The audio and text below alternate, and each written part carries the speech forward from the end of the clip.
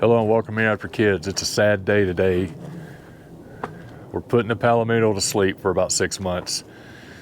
Yeah, it's the end of the camping season and it's what you gotta do. So come go with me, I'll show you how to do it.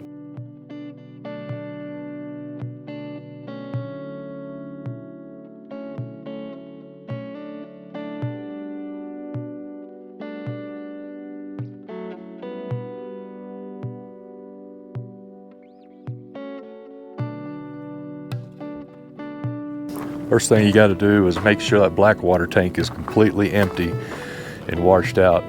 Go ahead and wash out all your hoses and store that stuff away for the winter.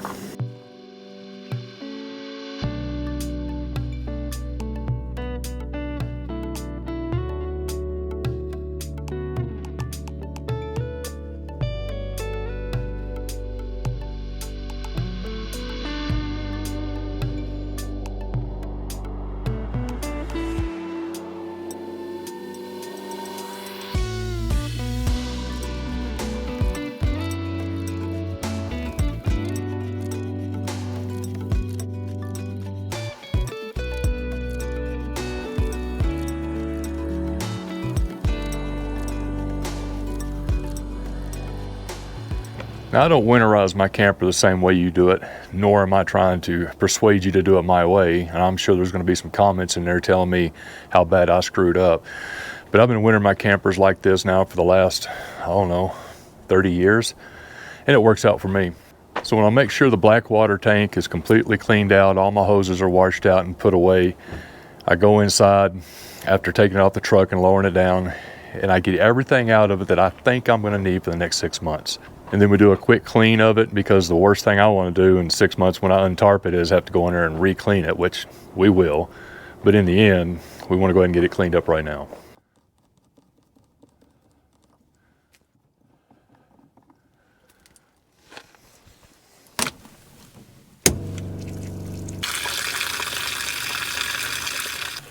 I took off those drain caps and I've got the pump going on in there, and it's going to drain out everything in my freshwater tank.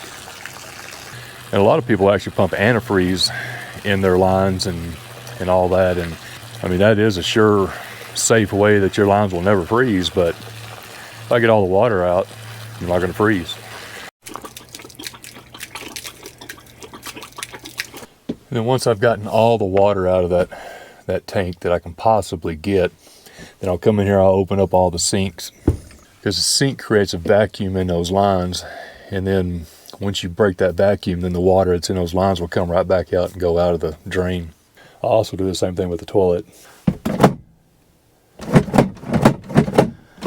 And I'll even turn the pump on once again just to make sure it's all out.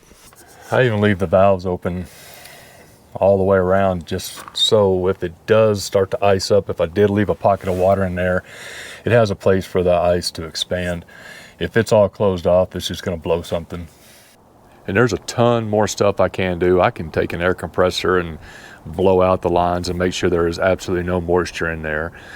I can take off the little screen on the pump and make sure that that's drained, and I can also take off the valve on the toilet and make sure that that's clear of all water. I just don't like putting antifreeze in my camper lines. I've done it a couple of times. I just have a hard time flushing it all out. It just seems like you can still smell it, throughout the year. But again, how I do it is not how you have to do it, or it's the right way or it's the wrong way. So the more you can do now, it's going to save you money and time later. I can tell you that. Well, now's the hard part. Now I got to tarp it. This tarp is not made for this camper. Actually, this is my daughter's tarp, and it's for a 25-foot bumper pull, but it worked last year. We just got to strap it up quite a bit more than what we normally would.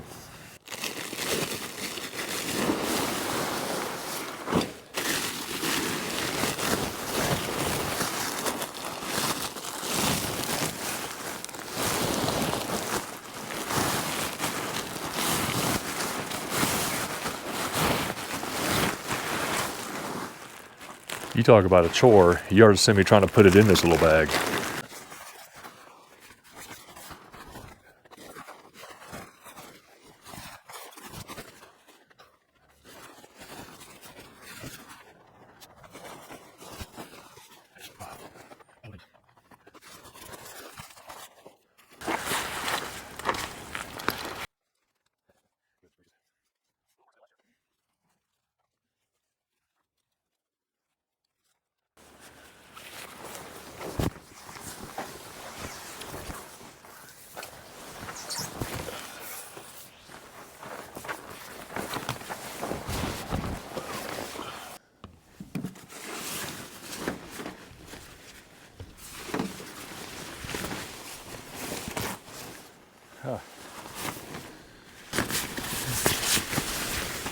I just ripped a hole in that.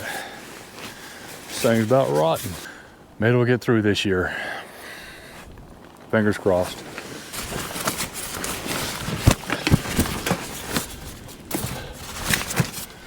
Just tired of this dadgum wind. I just got back from Miramonte Reservoir on a 4-day fishing trip, and I fought 20-mile-an-hour wind the whole time. Just done with it.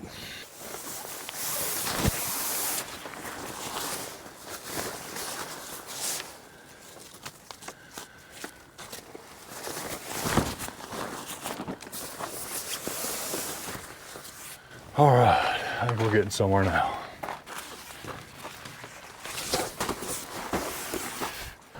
Whew. That was a whipping right there.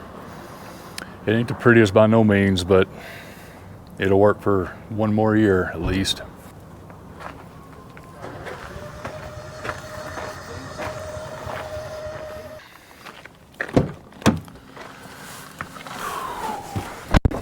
I think that'll do it for this video. Well, that's how I winterize my camper. Right or wrong. I appreciate you hanging around. So if we can treat each other with respect, that's half the battle. And always remember, leave it better than you found it. So if I don't see you on the trail, I'll see you down the road.